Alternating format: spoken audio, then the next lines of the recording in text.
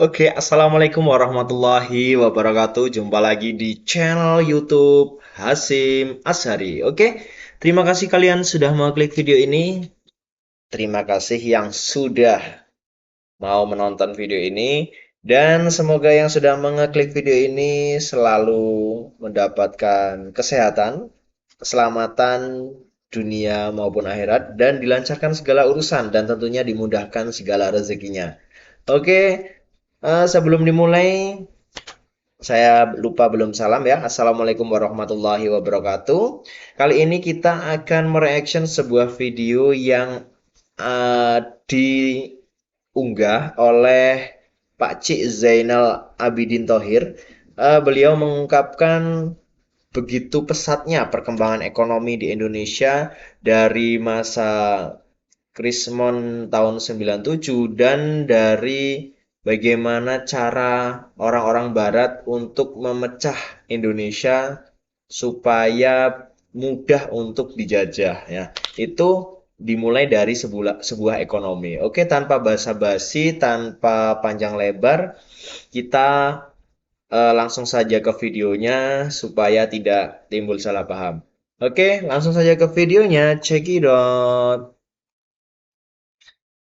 Assalamualaikum warahmatullahi wabarakatuh. Apa Waalaikumsalam kabar semuanya? warahmatullahi Diharap semuanya wabarakatuh. dalam keadaan sehat walafiat, dimurahkan Amin. rezeki, dibagi kesehatan yang Amin. bagus dan dirahmati Allah SWT.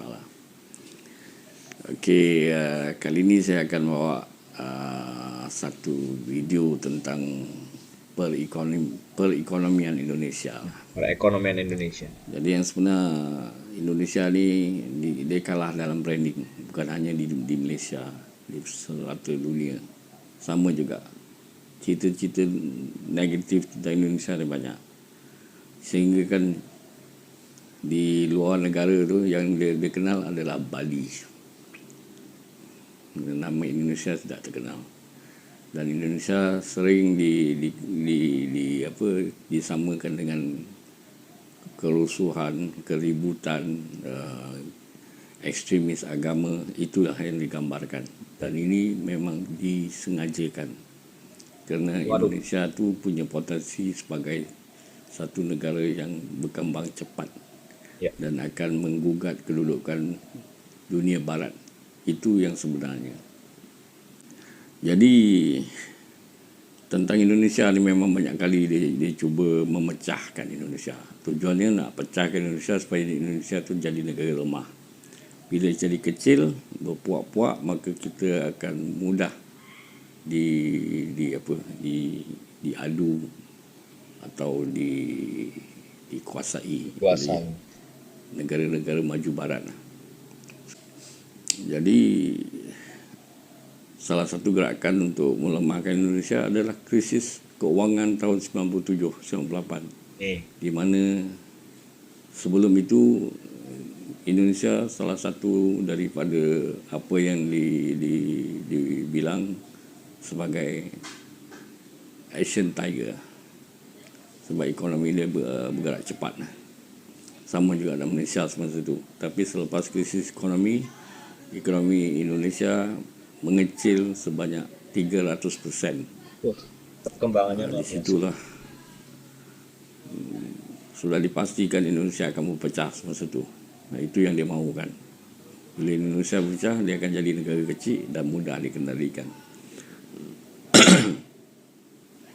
Jadi selepas krisis ekonomi yang berlaku pada tahun 97-98, ekonomi Indonesia sudah naik ke 11 kali ganda atau 11 kali lipat daripada 90 lebih bilion US dollar ke 1,300 bilion hari ini.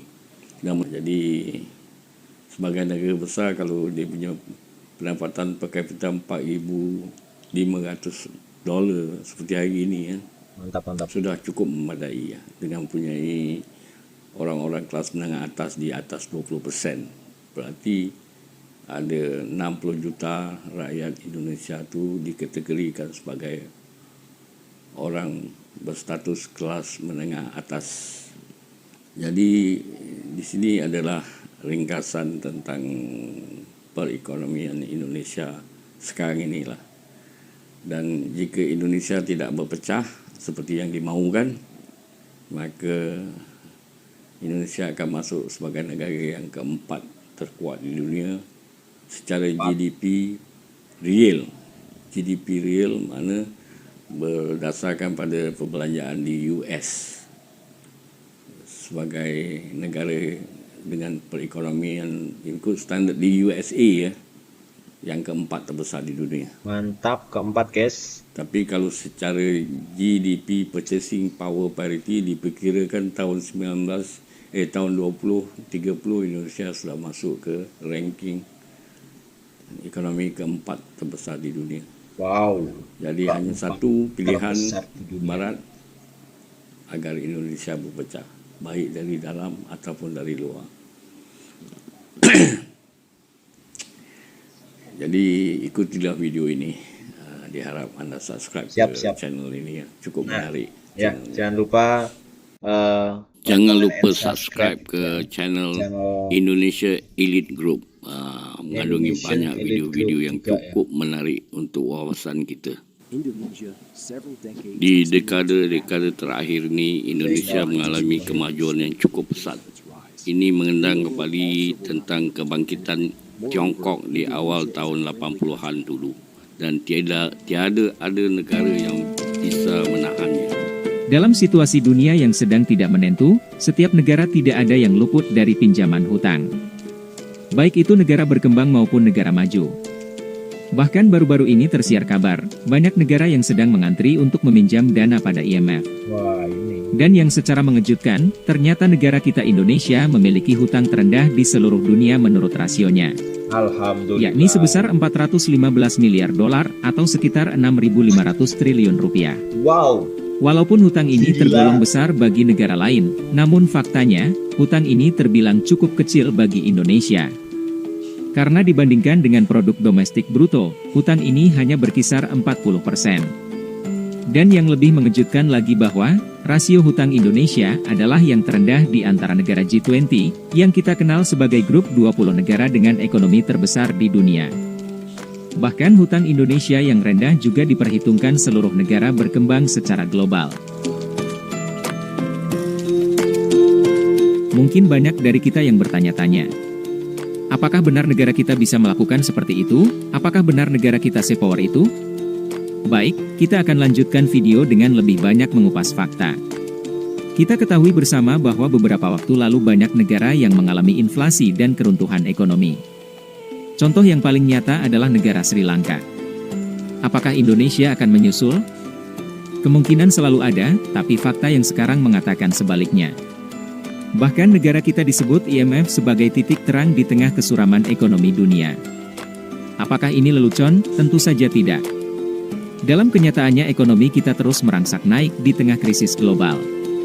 Bahkan negara sekelas Singapura yang memiliki ekonomi mumpuni, tidak dapat menandingi peningkatan ekonomi Indonesia. Fakta lainnya yang membuat negara berkembang lainnya terheran-heran adalah, di saat krisis global berlangsung, Indonesia terus membangun mega infrastruktur secara gila-gilaan. Wah, banyak juga negara lain yang mengaitkan Indonesia dengan negara China pada saat awal-awal kebangkitannya. Jika kita menelisik ke belakang, tepatnya pada tahun 1966, Indonesia sempat berada di titik ambang kehancuran, di mana rasio utang Indonesia hampir mendekati angka 50% berbanding produk domestik bruto.